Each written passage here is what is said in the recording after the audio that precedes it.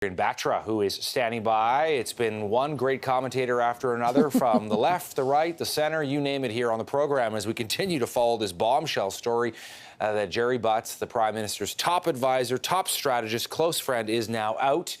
They have a relationship going back almost 30 years. All right, so Peter MacKay there talking about Gerald Butts really being sort of a modern-day Rasputin to Justin Trudeau. What do you think? Well, I've heard him being described as that on many occasions, but it seems to be sticking right now. If you check out social media, Todd, you'll see a lot of people actually making that comparison. But let's sort of unpack really this extraordinary news that we've heard over the course of the last couple of hours. You know, there's always sort of this notion when there is a political scandal, and let's be very clear, the SNC-Lavalin scandal is a very, very political scandal, a big one that goes to the heart of the Prime Minister's office, that someone eventually is going to have to take the fall for it. Someone's going to have to get thrown under the bus. You know, perhaps that is Gerald Butts. I don't know, because I have to tell you, I read his resignation. It adds more questions than it does answers. Ultimately, when you resign from a political post and as high of the office in which Mr. Butts was in, you should take responsibility for the actions in order to give cover for the person that you're trying to protect. But he didn't do any of that. So that's, you know, why clearly this is not the end of this story. And still, and I've said this on your show for the last 2 weeks, 2.5 weeks now since this scandal broke. We need to hear from Judy Wilson-Raybould. That's really at the heart of this. That's what will clear up a lot of these answers. Well, you're raising a great point, which is that nowhere in this resignation letter, and I mean, there is, you know, multiple paragraphs here, 1, 2, 3, 4, 5, 6, 7, 8, and in French, of course, 8 different paragraphs talking about climate change as well, and sort of an aside, an issue of you know, really close to the heart of Gerald Butts and his political career going back a long time. Nowhere in all of that, Adrienne, does he ever take any responsibility for this, or even the appearance that maybe somebody might have felt that possibly there was undue influence that wasn't intended, but if they felt that way, there's none of that. The answer is very clear here. No, I categorically deny any accusation that I did anything wrong. And by the way, that anyone else in the Prime Minister's office did anything wrong.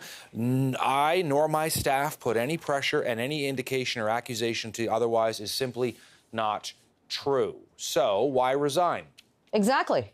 That's the question. That's the multi-million-dollar question here. Why resign if you're not actually prepared to take any of the responsibility to ensure that Prime Minister Trudeau, the guy he wants to give cover for, is going to be covered? Because ultimately, what we're talking about here is an ever-changing political story and message from the Prime Minister and the Prime Minister's office.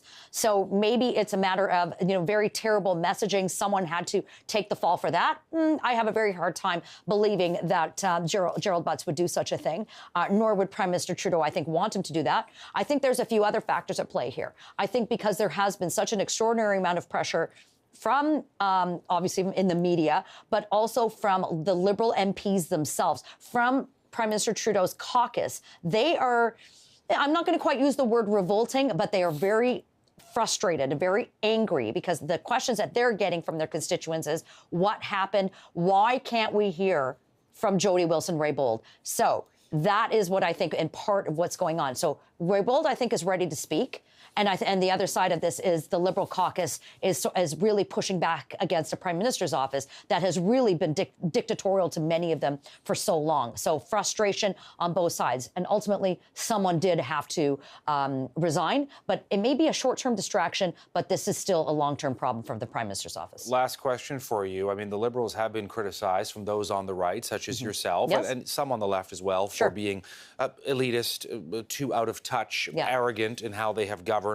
There are some pretty serious questions, I think, in terms of how this whole crisis has been handled politically anyway, over the past 2 weeks or 10 days or so since it broke in the Globe and Mail. Your take on, you mentioned the notion of transparency. If we were to hear from Jody Wilson-Raybould and from Gerald Butts and some other principal players in here, would that be enough, do you think, Adrienne, to clear the air here? Well, I would hope so, because what we saw last week is through the partisanship of the Liberal MPs on the Justice Committee, they shut that notion down.